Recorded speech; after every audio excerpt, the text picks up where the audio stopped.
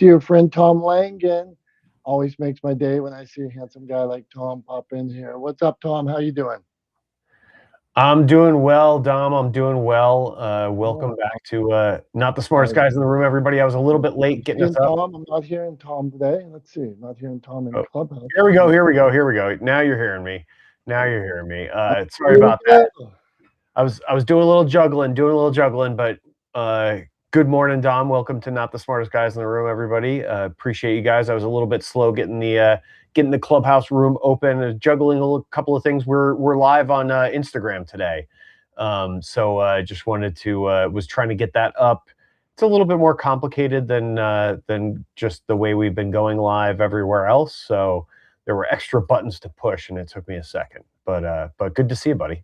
Good to see you. Hey, did you ever see people that drive around with their IGs, with their IG handles on their car?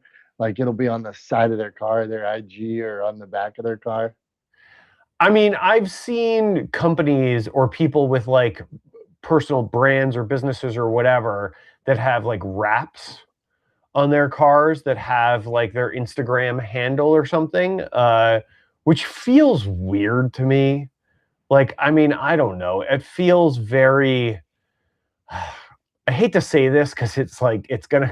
I don't know. I don't know how to say it without it being like feeling rude or mean, but like feels like a real boomer thing to do. Like it reminds me of like that commercial where they were making fun of like the old lady who was like putting stuff up on her like wall, like her like Facebook wall or whatever. You know what I'm talking about?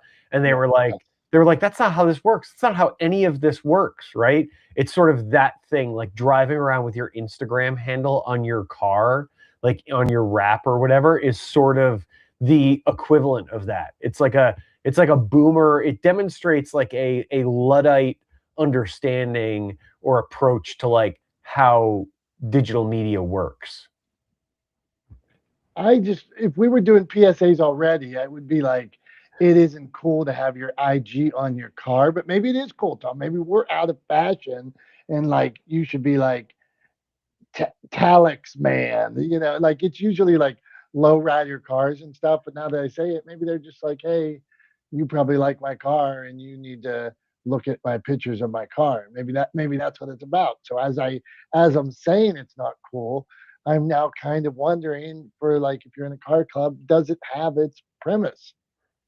Well, I mean, I don't know. Give me some context, right? Because like it's without context. I think it's like it's hard to sort of because the context that pops into my head is like a business rap, right? And it's sort of Okay.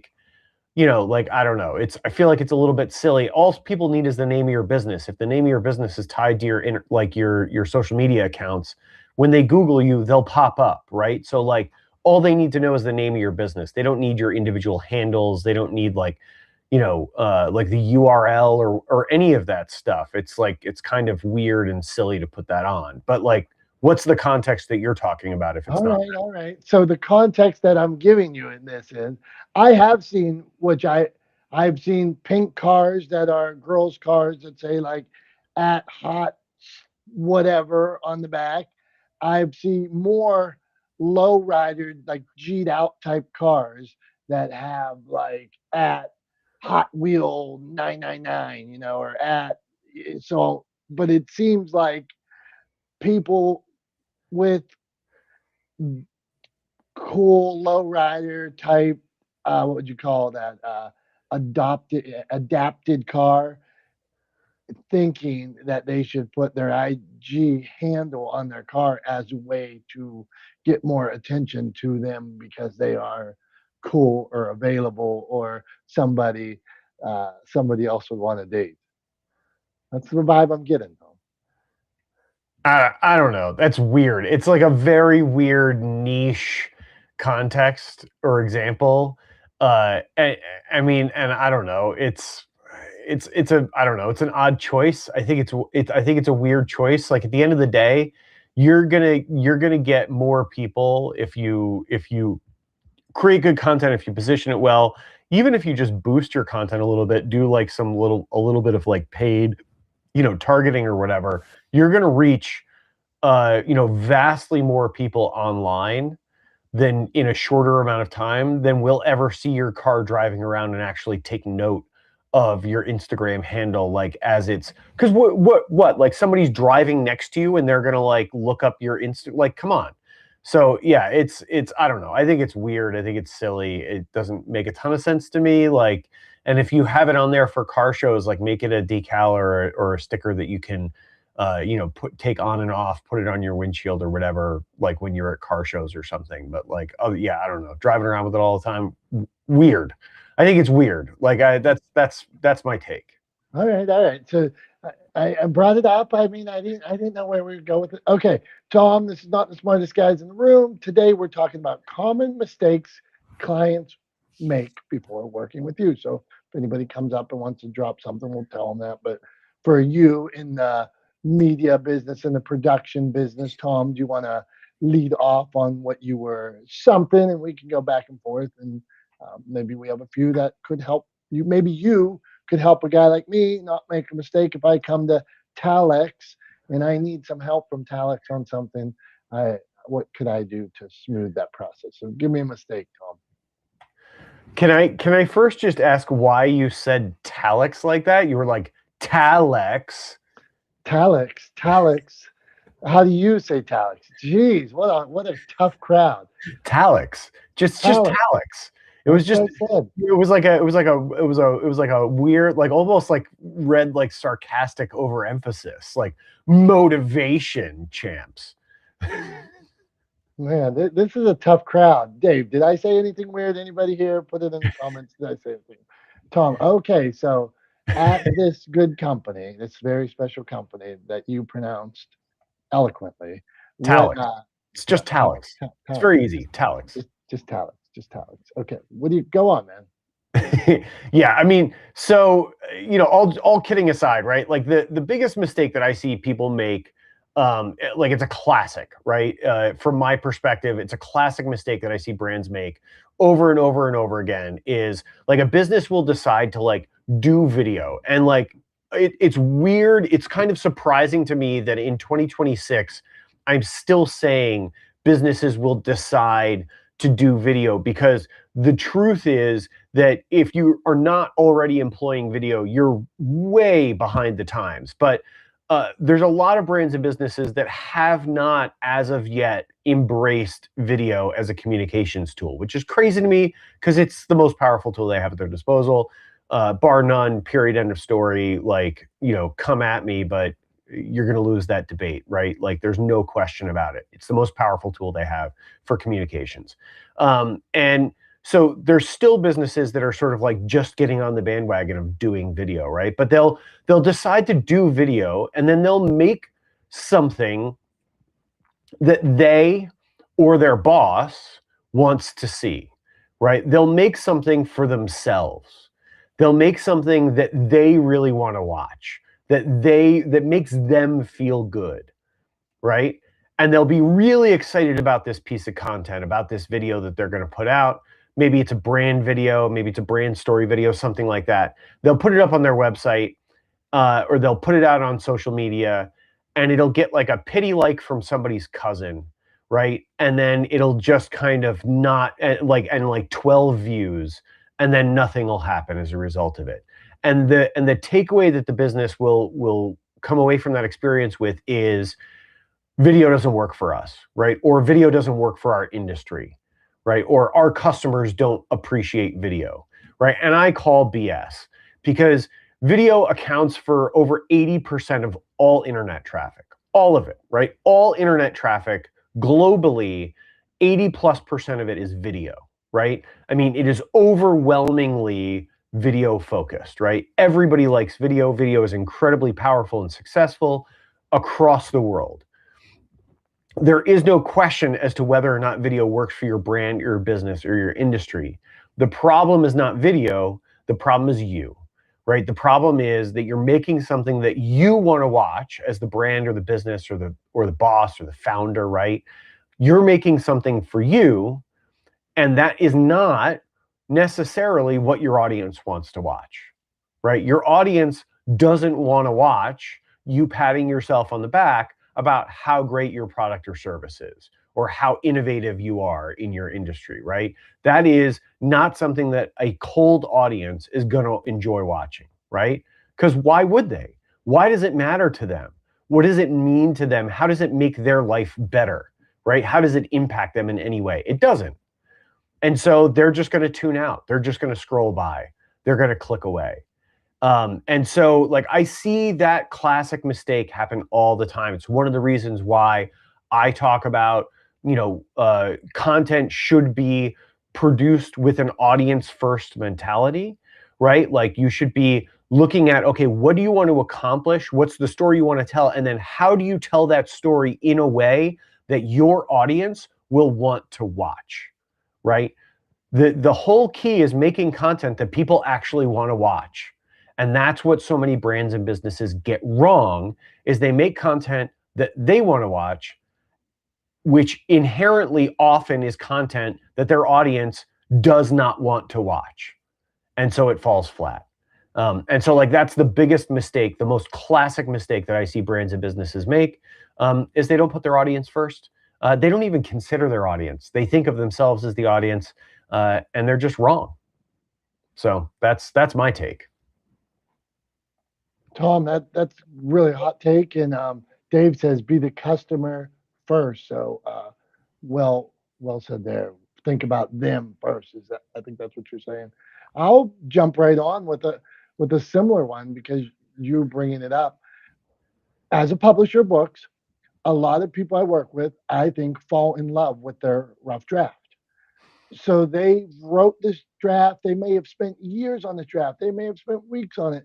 They gave their heart and soul to this draft and they love it as it is. Well, they're coming to a professional and they're asking them for to work with them, and they think that their book as it was right, was perfect, didn't need edited, didn't need any updates, didn't need any suggestions. Tom, and I'm coming right back to you on this. When you are doing a production, how many edits do you go through? How many revisions of scripts do you go through? How many times when you're editing do you adjust the content? I mean, so with my clients, like, and I do kind of like draw lines for this, right? Because often it's like one of those things, you give people an inch, they'll take a mile, right? So the standard is, on any project, the standard included in sort of the cost of the overall project, built into the cost, is 2 rounds of revisions, right? So we'll create a rough cut, what we would call a rough cut. We'll send that off to the client. The client will give us feedback on it, give us notes. We will then incorporate those notes, address those notes to the best of our ability. Sometimes that turns into a bit of a back and forth process, right? Because sometimes, like via email or whatever, because sometimes they'll say, oh, let's do this instead, and there's a reason why. Either we can't do what they're asking for, or they're asking for something that we think will be detrimental to the end product, and so we'll try to explain that and have a conversation about it before we do the work. But then we'll incorporate those notes, we'll execute on them, we'll deliver a fine cut. They'll get another round of revisions, and then we'll sort of lock the project, right? So typically it's 2 rounds of revisions, but it can go more than that, right? Like, there have been projects where we've gone through, multiple iterations because new information during the course of production changes what the final goal is of that piece of content. There's an adjustment in their marketing strategy that means that we now need to create a version of that piece of content that can be used elsewhere, right, for that client. So yeah, I mean, I think it it really depends on the situation, but at a minimum, it's 2 rounds of revisions on every project we do. Okay. And even talking to you about this, how many cuts, how many takes, how many when you're out filming something or something like that. That's once you've already filmed it, then you're having these rounds of editing and things like that. And my only point is here, for anybody to think that first draft, first round, first film, we got it, we're done, it's ready to go. It's not. And so many people come, and the second you question or ask or say, did you ever consider that this? Did you ever consider that when we're reading this, we notice that chapter one, it appears that maybe you were in a different place mentally than when you wrote chapter 10. Chapter one seems a little bit aggressive, like maybe you were fighting through something. Chapter eight, maybe you had already processed that pain or guilt or whatever that you're writing about. And the author hadn't taken that into account. They wrote it. And on that night they wrote it, it was perfect because they were mad at their mom, they were mad at their spouse, they were mad at an old boss, and now they wrote it, put it out. So my first one is don't fall in love with that first draft. Be open. And I'm not saying you. At the end of the day, I always say it's your book, your baby, it's yours. You do what makes you feel the best at the end of the day because it's yours to stand the test of time. But be open to the suggestion, process the suggestion, and then do whatever you think is right for you, your brand, your book, your business. But be open to the suggestion. Don't fall in love with that first draft. So there you go, Tom. Yeah, and I would say, like, to your point there, right, to just take that parallel a little bit further between sort of publishing and writing, and what I do in production and specifically in video production. There's a lot of stuff that never sees the light of day, right? I mean, if we're going out to film something that ultimately will be condensed down to, say, 2 or 3 minutes, we will often film, between 60, we'll often film about an hour's worth of content per minute of finished video, right? So if you think about that, it's like a 60-to-1 ratio, right? That we're filming for every 60 minutes that we film in the field, we get about a minute of finished video out of it, right? So like you think about that ratio, and all of a sudden it puts that idea into perspective that like just because you wrote something down, just because you pressed record and pointed a camera at something, doesn't mean that it should be included in the finished draft, right? Otherwise, I'd be able to shoot, a crazy amount of content every day because I'd go out and in 3 minutes I'd have a video, right? Because if I'm shooting 1-to-1, right, if everything I shoot gets in, then I only have to record for 3 minutes. And all of a sudden I'm done. What do you know, right? Like, but it's more like 60-to-1 rather than 1-to-1. So that ratio is probably higher for me than it is for publishing, right? It's probably not 60 pages of rough draft to get a page of the finished book. But there's definitely stuff that gets tossed, and you have to be okay with that, right? Like, you can't be married to everything, right? You can't be in love with everything that you create. That's I don't know. That's like antithetical to creative work, right? Like you have to be willing to throw things away and recognize when things aren't great. And sometimes the story or something that you put in may be great to you. It may have been this special moment in your life when you met Michelle Obama, or you met Jennifer Aniston, or you met Michael Jackson. Well, that's really cool, but it has nothing to do with the book and doesn't help. Like you're writing a fable or you're writing 10 business tips, and now you're sharing that you met Jennifer Aniston. Well, how does that help to your point and Dave's point? And how does that help the reader? It doesn't. It was just like you cramming in this. I met Jennifer Aniston. Okay. All right, let's hear from Dr. Tachi. Dr. Tachi, we're talking good morning, and Dave afterwards. Lois, you want to come up? Whoever, come on up. This is not the smartest guys in the room. We're talking common mistakes a client makes before working with you. So, Dr. Tachi, are there any common mistakes you've seen a few times that a client could make before working with you? And then explain your business a little bit when you break that down. Go on. Hey, good morning, everyone. So yes, well, first I'd like to say to Tom, like 100% everything he said. One thing I always say when it comes to shooting footage is you can always get rid of what you don't need, but you can't create what you don't have. So it's always better to overdo it because you never know what you may need that for. So 100%. In terms of clients or potential clients, let me tell a quick story. So I was when I was teaching at my other university full time, I had someone who I knew said, "Are they looking for like any instructors or adjuncts?" I said, "Well, what's your area?" And she let me know. I said, "Okay, that's not my area, but I can find out if they're looking in that area. I teach communication." And she said, "Oh, I can teach communication." My dear, you cannot. That is not what your degree is in. You don't have any hours in that. So the popular thinking is because I talk on a daily basis or I know how to communicate, I can voila teach communication. So that feeds into what I'm about to say in terms of clients thinking they already know. That's like me because I have a calculator. Oh, now I'm a certified CPA. Or simply because I happen to buy a blood pressure cuff. Well, I'm a physician now. My dear, I am not.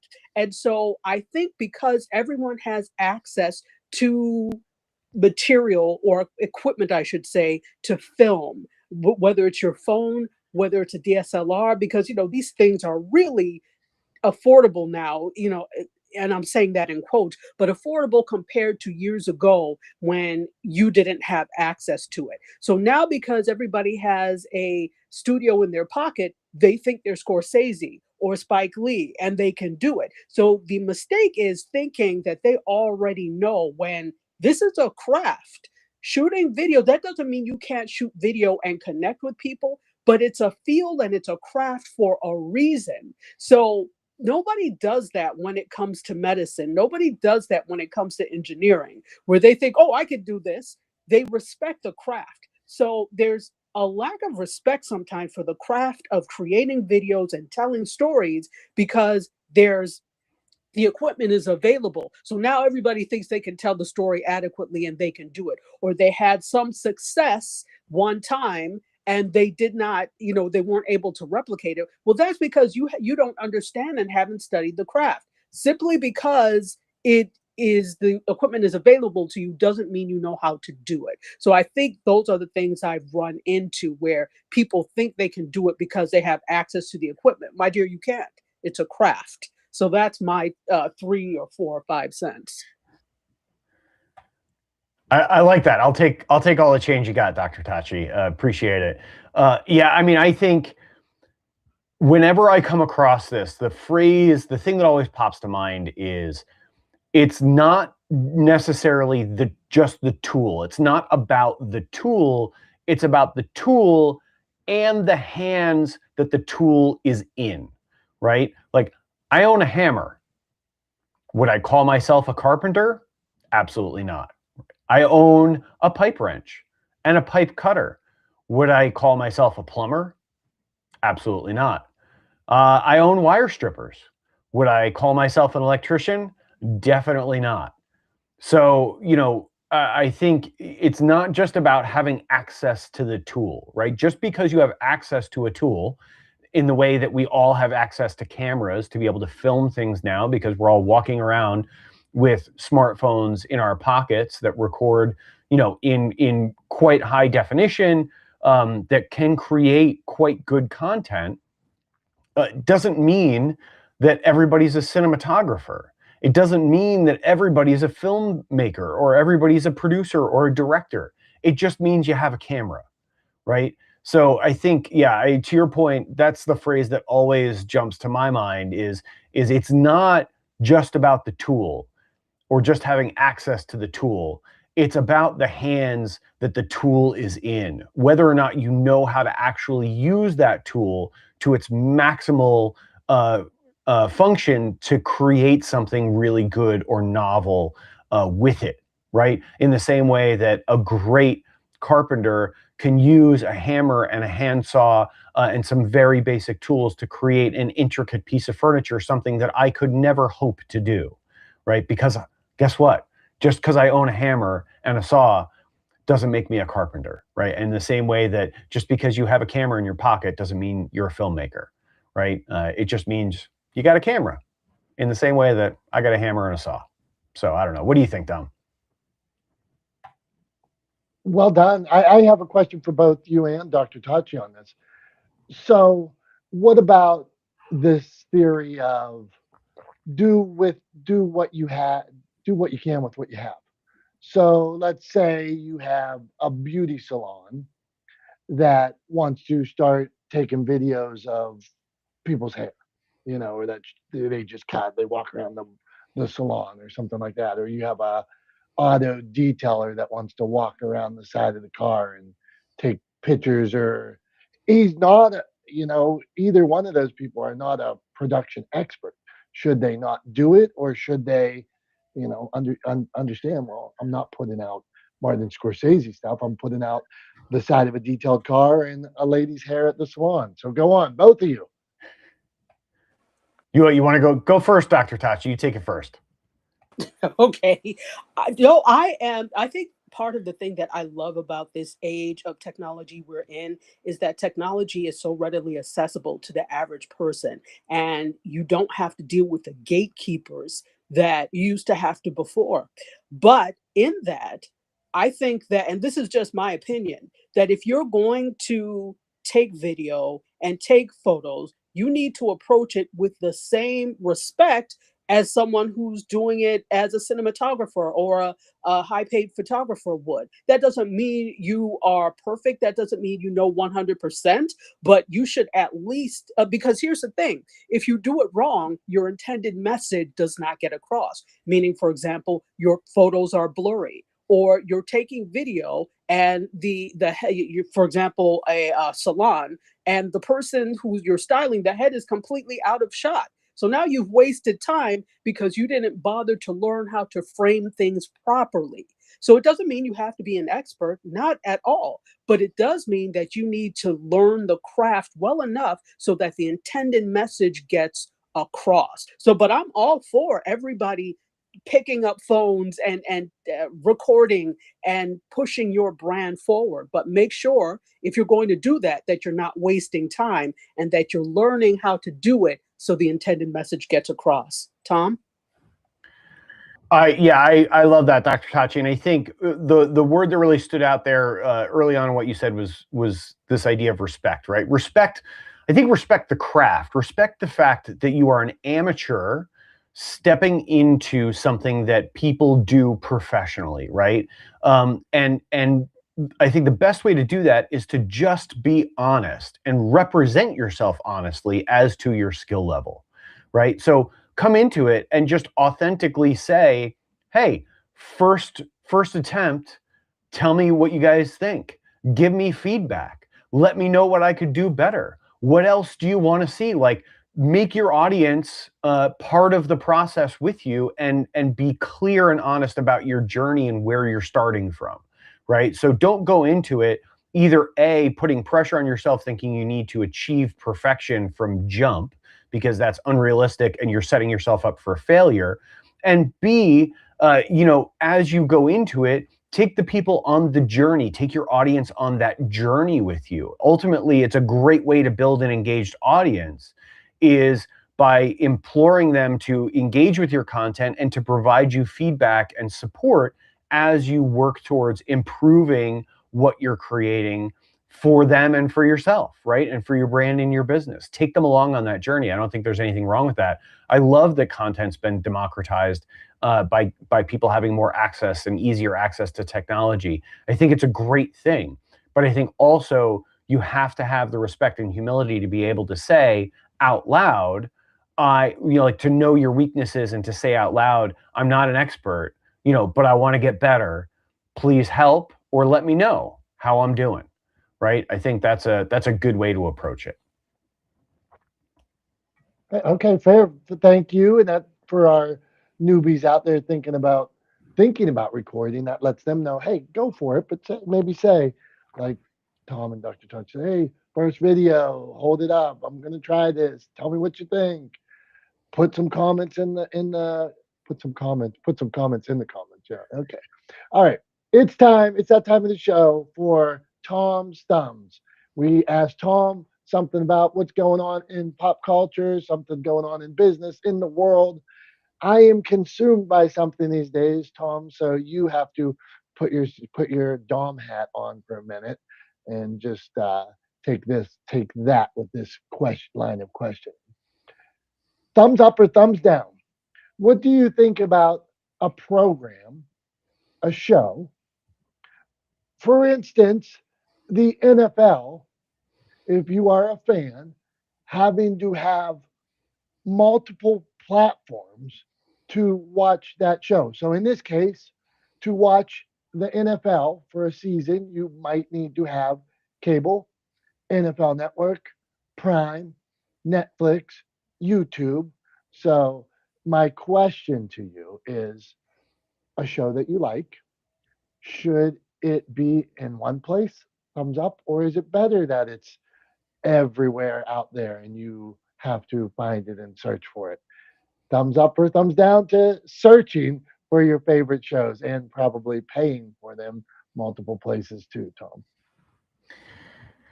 So this, I think, is a good example of something that is a broader issue with the sort of streaming world that we live in right now. And the big issue is, it used to be, generally speaking, with some exceptions, but you paid for a cable package, and that cable package, that one bill, right, to that one provider, essentially delivered everything you wanted to watch, right? It delivered the news, it delivered the sports, it delivered the drama, the comedy, the entertainment, whatever the case may be, the documentaries, all of the programming that you wanted to watch was available for one subscription, okay? And now we live in a world where the subscriptions are fractured, the content is fractured and distributed across multiple platforms. They all sort of exist independently from each other. And I think the problem is, and I don't understand why maybe it was because nobody was willing to pay the NFL what the NFL wanted for exclusivity. So maybe that's why they ended up being distributed across multiple platforms. But it drives me nuts that on one night they're on Prime, on another night they're on a different streamer, right? Like, it's completely insane to just, to have a content strategy, or to have a strategy where you are distributed across multiple streamers, multiple providers, depending on the night of the week. I think that's crazy. I think it sucks for the user experience, right? For the fan experience. I think it makes it really difficult and really frustrating, because you might go to turn on, your team, right? To turn on the game that your team's playing in, only to find out that particular game is being streamed somewhere that you don't currently have a subscription to. And now you're going to miss part of the first quarter because you got to go get a subscription to them and get it set up on your TV. And then you can start watching the game, right? It's a crazy way to do things. I think it does a disservice to the fans. I think it's a terrible user experience. And I think it needs to get remedied. I don't know exactly what the solution is going to look like. I think there's some opportunity for bundling subscriptions, streamlining some of that. I think, like some of the sort of the platforms for sort of smart TVs, like Fire TV and things like that, have done a little bit of that, where like they'll have watch suggestions for you on different streaming platforms, depending on the kinds of things that you watch across platforms. So there's a little bit of that happening, but I think I understand how incredibly frustrating it can be. I think it's stupid. I think the NFL is doing their fans a disservice by making it so complicated and difficult to watch the games. This isn't something new for them, right? They've done sort of black market blackouts notoriously for years for teams, in particular markets around the venues, to try to drive people to the stadiums, et cetera, drive ticket sales. So there's all kinds of sort of machinations going on there behind the scenes. But at the end of the day, if the NFL is there to serve their fans, right, and to deliver good sports and good sports entertainment to their fans, then they're dropping the ball, they're fumbling, and for that they get a thumbs down from me.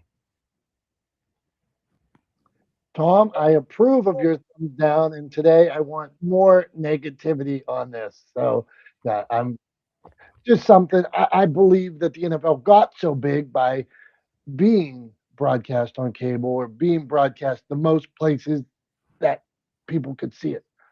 And now all of a sudden, once they got to a certain level, now it's like money grab, money grab, money grab here. But you are the dominant player because your access to your content was so available. Now I see, for instance, like UFC is moving to one place, to Paramount. So they moved the opposite way, where now UFC's going to be on one platform. Now, to your point, I'm sure somebody could pay for UFC and not necessarily the NFL, but good points all around. Okay, this is not the smartest guys in the room. We're talking common mistakes clients make before working with you. Okay, I'm going to give one, then we're going to Jason or Dave, then Jason. Okay, that's the way my thing says. So another common mistake I see, Tom, that when working with people that want to publish a book, they come to me with a deadline that my book's going to be out like today, whatever day it is today, mid-January. They're like, my book's going to be out by February 15th, 30 days from now. No, your book isn't. You could put it out, but in 30 days, it's underdeveloped. It's not ready. It's not edited. It's not formatted. So people fall in love. We set a date. We already launched. We already told everybody. You didn't do the proper research. You put out a date that is going to hamper your success. So people, rather than trying to do things right, they rush through this process, even with themselves. Even if they want to do it themselves. They put out a date before they're really into the process, even how long it's going to take them to print books or get booked. You set this artificial date without the facts, without the research, and you're setting yourself up for failure. So I caution people when they're publishing books, don't come in with this date where I need to have it by this day when you haven't done the research. So that's a mistake I see. There you go, Tom. I appreciate that. I think there's people having unrealistic timelines is a very common thing I see. I see as well. There was another one I wanted to mention too from my side, and then we'll go to I'll go to Jason after this, or actually Dave and then Jason. Sorry, Dave was here first, so we'll go to Dave first. But yeah, one of the common things I see all the time is businesses creating a video and then being shocked that it doesn't transform their business or drive exploding sales growth or a huge amount of revenue growth for them. It's just a crazy way to look at it, and I don't really understand why businesses or people who run businesses believe that investing in one piece of video would transform their world, because you can't expect to do anything once and see a huge result from it, right? Like if I said, I'm going to go to the gym once and then I'll be ripped, you would look at me like I was an idiot, right? Rightfully so, because that's a stupid thing to believe, right? It doesn't make any sense. It's like going to buying a racetrack experience, going for a day and driving a Porsche around a racetrack, right? It's like walking away from that going, well, I could win Le Mans, right? Like, because I spent one day driving around a racetrack and taking a course, right? No, you can't. You're not a race car driver. You did it one time, right? So like there's almost no instance where doing something once leads to transformational results for your brand or your business or in your life, right? Consistency over time is what leads to change, right? And that's the only way in messaging, in content production, in strategy, any of those arenas to actually affect change. You have to be consistent over time, and so you have to create more than one video. Shocker, right? What a surprise! What a novel idea! You have to do something more than once in order to actually see some benefit from it. But that's one that I see all the time. Dave, coming around to you. I know you'd been active in the comments and said, you'd refine some stand-up routines, and you've been attempting to write a book. So, what's a common mistake you see people make before they interact with you, or that you see out in the world?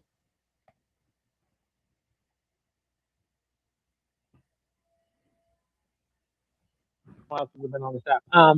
Yeah, no, great to see you guys. Happy New Year to you. I see the biggest mistake I see with a lot of my coaching clients is I deal with a lot of people with neurodiversity and ADHD. They want to make their ADHD disappear, of like, oh, remove all these kind of like things. And the thing is, I can't like remove your ADHD. I can just give you the tools. And, as you were saying, right? Like, it's not using the tools once, but the repeatable patterns of using the tools of mastering what your brain works with, right? So a lot of them want to come in with thinking they have to like go into the idea of change, like they want to get rid of it completely. That doesn't want to be a part of them. But unfortunately, something like a neurodivergent condition like that is something that can't be removed. You have to learn how to accept it, master it, recognize it's where the strengths are and where the weakness is. So that's the biggest thing that when it comes to clients. But really quickly, Dominic, what do you think of my title idea? Is that a crazy title idea or a funny title idea? Would love your opinion on it.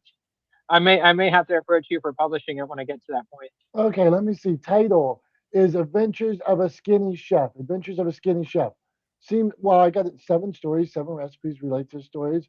I'm all right with it. I would wonder if that title has already been used, and I'd look that up, man, and see if there's. And I'd need to know more about the book, but I would question that. I would think that title's been used or something very close to it. And not that it's a bad thing, because you can't reuse a title, but I wonder how many, like, if you don't want to necessarily reuse a title, if somebody has 500 reviews or something, you're going to get buried. So think about that as you look that up. Or even on TikTok as well. I wonder if that's being used currently. Is that the question? Yeah, something like that. I just because every time I go down to Reddit, you always pop in my head there, Dominic, because you're very good about constantly kind of saying about your publishing and talking about your experience and story and everything else. And I just like your message a lot. So that's why I keep coming back to this room, because you guys may not be the smartest guys in the room, but you guys are definitely the nicest and most intelligent guys I've met in a long time. Dave, man, when we take compliment, we appreciate compliments. Me and Tom have lived our whole life to try to get a compliment. So on that rare occasion when we actually get one, it feels good. So thanks a lot, man. And stay the course there, man. Just like inch by inch, you look up something, and I'm not coming down on the title. I'm saying I wonder, like, you go in TikTok right now, are you competing with 15 people that have something similar? So maybe that you can morph that a little different and find your own path with it. Okay, common mistakes. Tom, you got a PSA? We go into Jason, or you want to go to Jason and PSAs? What do you think? Jason's been patient. Yeah, Why don't we go to that's Jason right. real quick? Good call, Tom. See, Dave, you said we're nice guys. Jason comes back. I see Jason has a new profile today. It's almost like thumbnail picture. It's comical. I was looking at it. So Jason must be up to something new for this year. So Jason, this is the idea. The question is common mistakes clients make before working with you, and maybe you could share tips so we don't make those mistakes. What do you got, man? Welcome. They put on a cape before they're ready to fly. They're trying to be a hero when they don't even know exactly what they want, but they expect you to just like come up and just be like the Cape Crusaders, Robin to his Batman, right? So in my business, I've seen a lot of people who watch legal things online, or they assume what they know. They remember something they read in school, um, and how it applies to, like, say, like when you work with the law, civil and criminal are way different. Family's way different, right? So you have all these kinds of ideas about how thing works about the legal process, and it's not like TV, it's not like movies, it's not like book stories. Um, you have to be able to like say, hey, can you let the person that you hire do the work they're meant for? Because if you try to do their job, you're just a thorn in their wheel, right? You're just a nail, and you're going to deflate their tire, and they're not going to do a good job. So there's a lot of questions to ask that clients don't ask in any field. I think there's a lot of unknowns until they come across like, oh, I think this idea might work, because they're talking to other people. So getting ideas outside, but being a hero while you're still on earth, not a great idea. I think people should just like sometimes just realize, hey, you paid them, or you've hired them to do a service, and that's pretty much it. But I do like what you guys said about writing books. um I think the biggest problem with authors nowadays is they have no relationship with their audience. I've had too many friends who've written books, their hero's journey, and they don't relate to readers. So yeah. All right, that's all I got to say. Thanks, Jason. Thanks for being here. Appreciate it as always. Yeah, I mean, I think, look, I've always said, I've said it in here before, that I think good leadership, right, or being a good boss is all about kind of giving your employees or the people that work for you all the tools that they need to excel at the job you've hired them to do, and then get out of their way, right? Like, your job as the boss or as the manager or whatever is to make sure that they have all of the things that they know what they're supposed to do, that you have clear expectations, and that they have every tool that they need to excel at the job you've hired them to do. And I think it's pretty similar to what you're talking about when you hire someone to do something for you, right? If you hire someone to provide you with legal services or advice, or you hire me to provide you with production services, or you hire Dom to provide you with publishing services, right? Like, you give that person everything that they need to do the job you've hired them for, and then you let them do the job, right? I couldn't agree more. I think it's a sign of good leadership to set people up for success and then get out of the way and let them succeed, right? So yeah, I definitely agree there. Dom, I've got a PSA. I said that weird. That came out like PSI. I don't know why. Anyway, I've got a PSA locked and loaded, ready to go. You want me to go first, and then you go, or how How you want? about it? How about it, man? Go first. Do your thing. All right, here we go. I'm gonna throw my time up on the clock, and I'll give my PSA. So I've been fed a whole bunch of advertising online, on TikTok, on Reels, etc., for stainless steel cutting boards. And I just have to say no. To everybody and anybody who's listening, stainless steel cutting boards are a stupid idea. They are dumb, they are useless, and they are bad, right? And here's why. So sharp knives, right, are actually safer than dull knives. You're much more likely to hurt yourself with a dull knife. Guess what dulls your knife super quick? Stainless steel, rubbing a sharp edge on stainless steel. It's terrible for your knives. Also, it's not necessarily more sanitary than wood. Wood cutting boards are the best. They are the best for edge retention on your knives. They are also more sanitary than plastic cutting boards, and you don't end up with microplastics in your food. So stop using plastic and or stainless steel cutting boards. Get wood instead. That's all I got to say. There you go, Tom. As a former restaurateur, I appreciate that. Who the hell's using stainless? No, we did use those plastic ones, and we were flipping over them using Clorox, always needing new ones. But there goes too a lot of bacteria in there. You really got to clean those things. Yeah, exactly. I think in professional kitchens, they like to use the plastic ones a lot of times because you can just run one of those cutting boards through the dishwasher, right, to sanitize it, and then it's right back on the line, right back ready to use to cook, whereas a wood cutting board requires more maintenance and more time to clean, right? So you can't just swap it and throw it through a dishwasher. So like in a commercial application, I get it, right? But like for your home, just get a good wooden cutting board. Like stop messing around. Like the stainless steel cutting board thing is nonsense. Nonsense. Right, right. Okay, let's go. PSA for me, then we're coming to you, Pierre. We got a few things here. We got to push, Tom, push. Okay. PSA, put me on the clock. This one's going to be simple. Okay. Restaurant. I'll go restaurant too. Restaurant. If you say you are having a game, whether that be NBA, hockey, football, March Madness, if you say you're having a game, it should be on when the game is on, and the volume should be on. I came to watch. I need the volume of the game on. Cruise ship, whatever, the volume has to be on in bar where the game is. It is so stinking annoying when there's no volume on when you told me to come there. What, you think I don't want to hear what's going on? Terrible. Restaurants, cruise ships, bars, turn volume on for your games. There you go.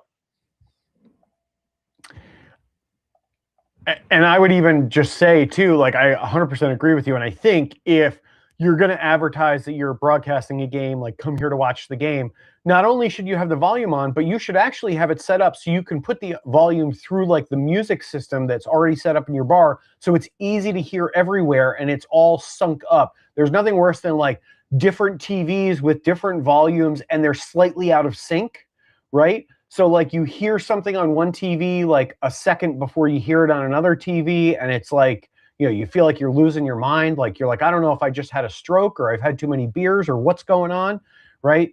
So yeah, I'm with you. I agree. I think it's at the bare minimum, like just do what you said you're going to do, right? If I'm there to watch the game, I need to be able to hear the game. It's crazy.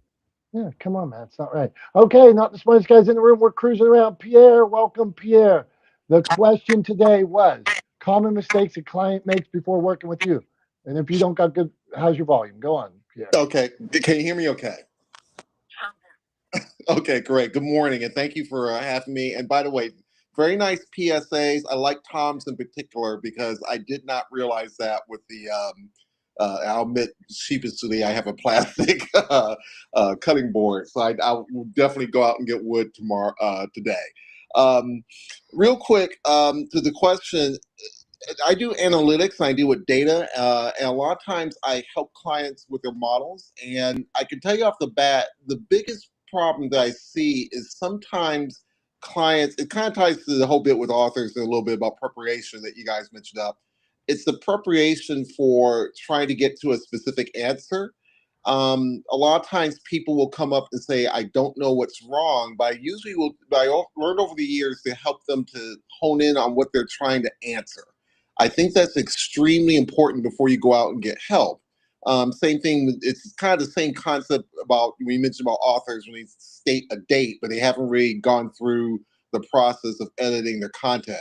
You have to, when you're working with other people, particularly if you're going B2B, or trying to work with other vendors and clients, you need to be very specific about what it is that you're looking for. Otherwise, you get what's called content creep, or work or scope creep, where basically you are increasing the number of things or tasks that are needed to finish out an agreement when it's probably should have just been a few things just to answer that specific question.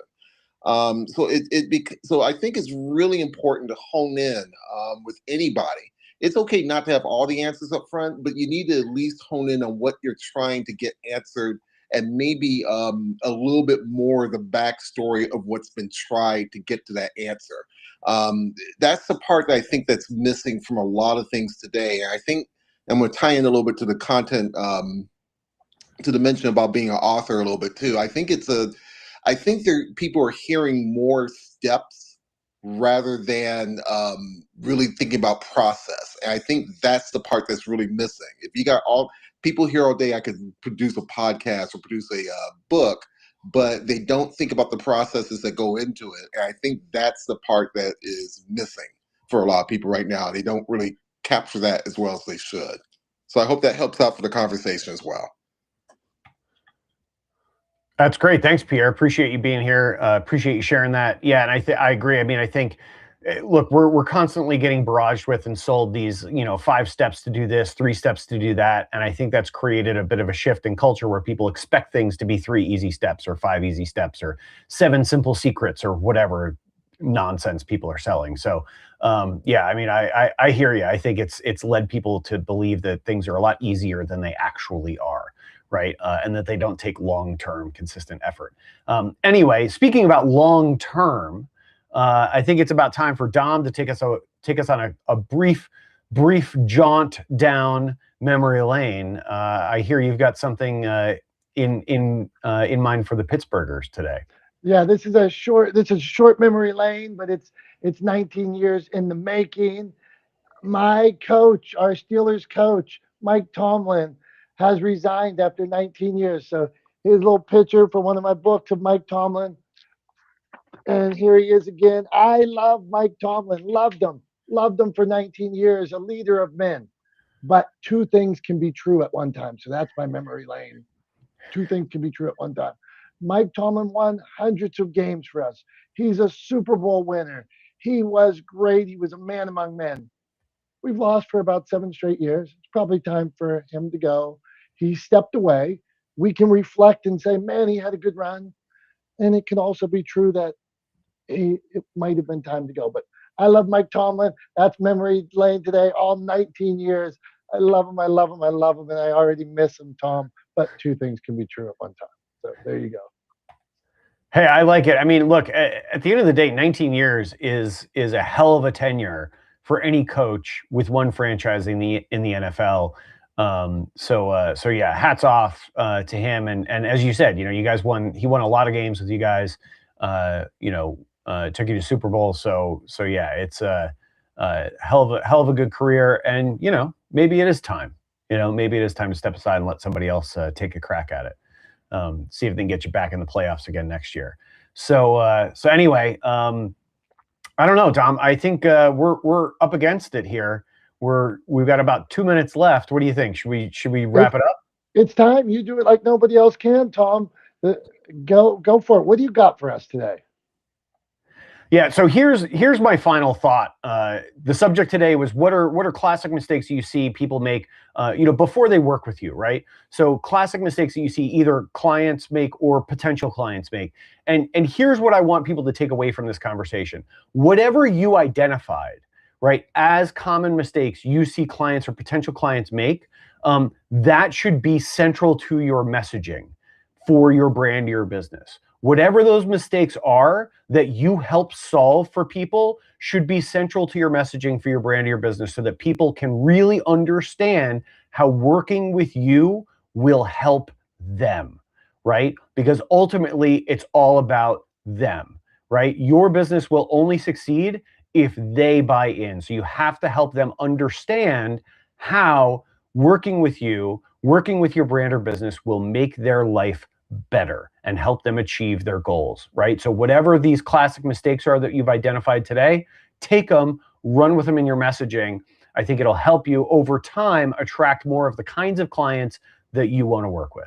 That's all I got for you guys today. Appreciate everybody being here. Appreciate you all being a part of Not the Smartest Guys in the Room. You're the reason why we do this. We say that every week, but it's true no matter how many times we say it. We appreciate you. We love you. For Dom, I'm Tom. We are not the smartest guys in the room. We hope you have a great rest of your week and a great weekend, and we'll see you next Wednesday. Bye-bye.